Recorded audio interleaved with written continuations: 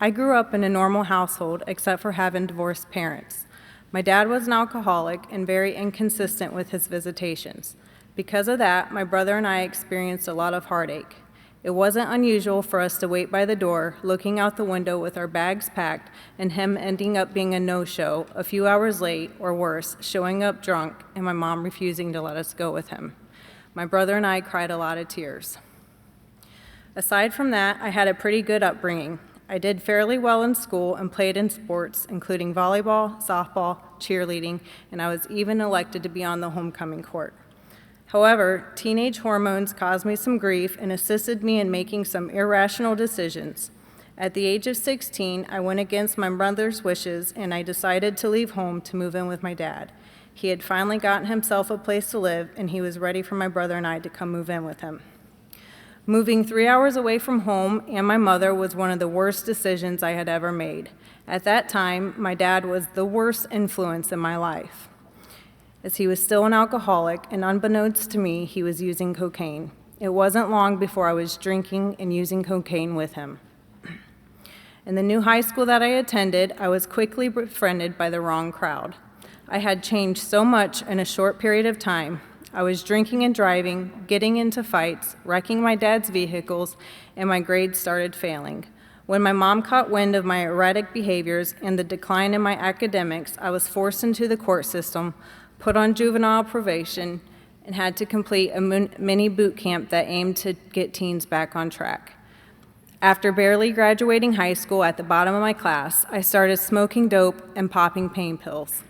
Any person that I had met, in any and all places, I had made it my mission to find out if they had access to pills so that I could keep my supply coming in and feed my new daily addiction. I was taking an average of 30 pain pills a day. It was exhausting to feed this addiction every single day. The withdrawals that I experienced without the pills were almost unbearable. It wasn't long before I ditched the pills and went into full-blown heroin addiction. Working in Dayton, Ohio gave me easy access to multiple drug dealers. I was constantly chasing my next fix and completely obsessed with heroin and the needle. As soon as I would wake up in the morning, before my eyes even opened, I had overwhelming thoughts of how am I going to get high today? Where am I going to get the money? Whose phone am I going to use to call the dealer? How am I going to get there? How am I going to get a ride back home? Who can I manipulate today? You see, heavy addiction stripped me of the things that I once had, such as a vehicle, phone, money, and even a home at times. Deep down inside, I knew that wasn't the real me.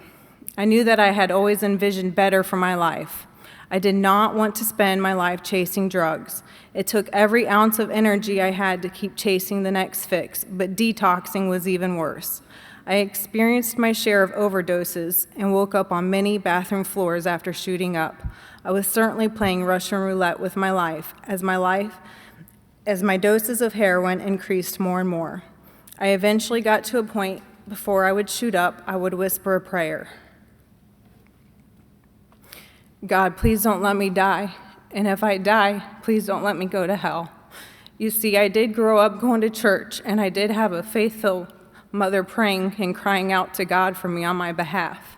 I truly believe that is why I'm still here today. I did become a slave to heroin, and after many failed attempts to detox, I believed it'd be impossible to quit, and I thought I'd never break free, but the good Lord rescued me.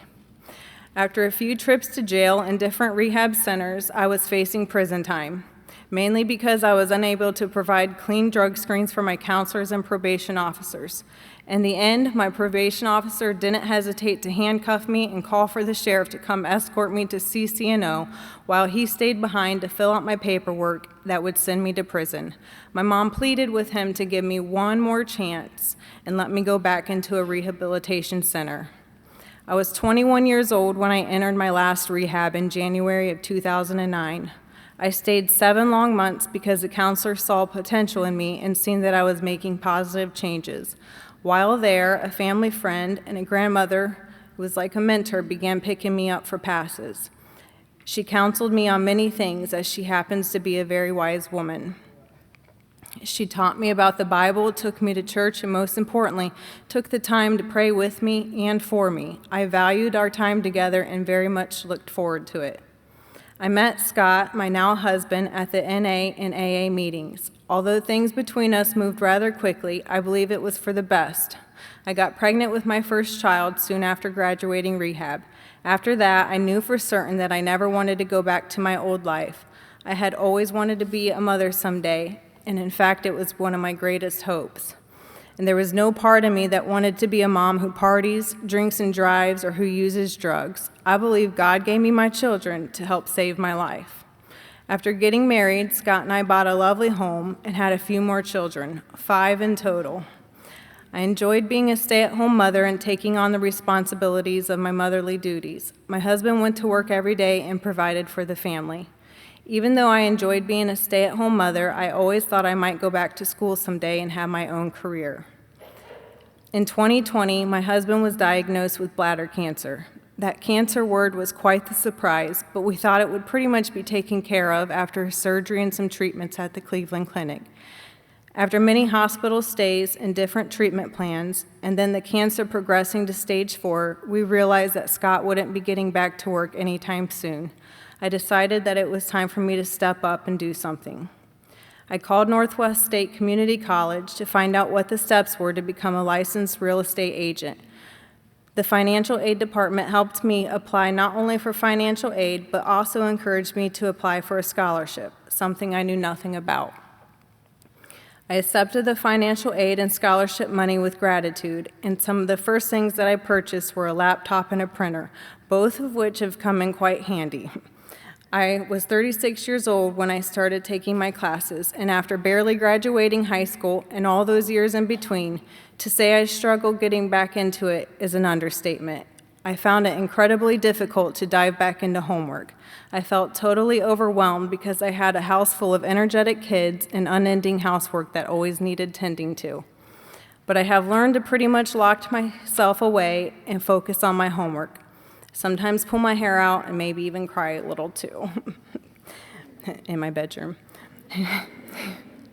However, I did want to do good and strive for A's, especially after receiving such generous help getting into school. I battled a lot of stress and anxiety and many times came to the conclusion that I wasn't cut out for all of this college stuff.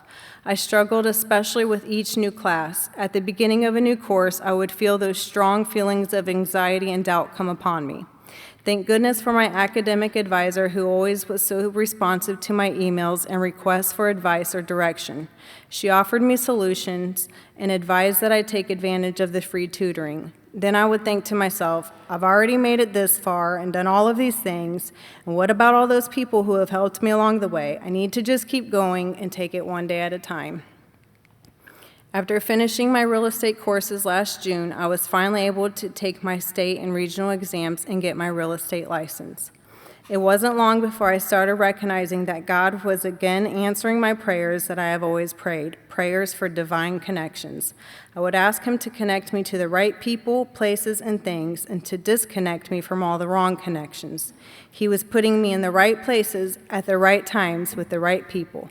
All of a sudden, my circle expanded, and it now includes mentors, entrepreneurs, more successful business-minded people who offer their support and expertise to me when needed.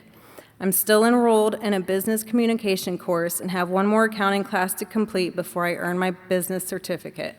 But so far, I've managed to get all A's and 1 B. I may even still be on the dean's list as well. Who would have thought? I know that my husband, Scott, has experienced a degree of relief seeing that I keep moving forward and surround myself with the right people. He sees that I really go after business opportunities with great determination. He knows that I will be okay and believes that I will be successful as I possess the qualities of hard work, determination, and persistence in spite of life's difficulties. Today, I give thanks to God because I have over 16 years completely clean and sober. Also, back in 2019, I filed a motion with the courts asking the judge to grant me an expungement, the erasing of my criminal history and felony charges. Praise God, my motion was granted and my record has been erased. And did I mention that my husband and I were also able to help get my dad on the road to recovery, and he is now clean and sober himself.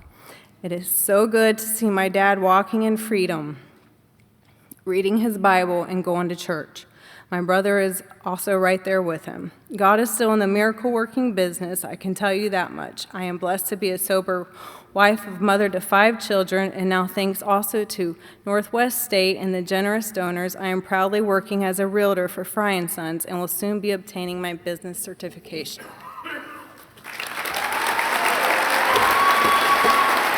Thank you. Thank you.